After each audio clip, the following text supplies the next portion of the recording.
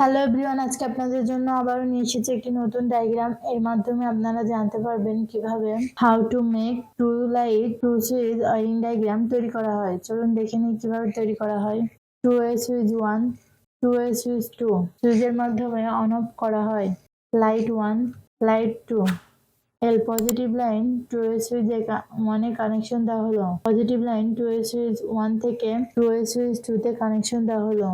Output line to A switch 1 থেকে two এ switch 2 তে connection দেওয়া হলো। Output line to A switch 1 থেকে টু এ সুইচ 2 তে কানেকশন দেওয়া হলো। Positive line to A switch 1 থেকে টু এ সুইচ 2 তে কানেকশন দেওয়া হলো। টু এ সুইচ 2 থেকে লাইট 1 এ কানেকশন দেওয়া হলো।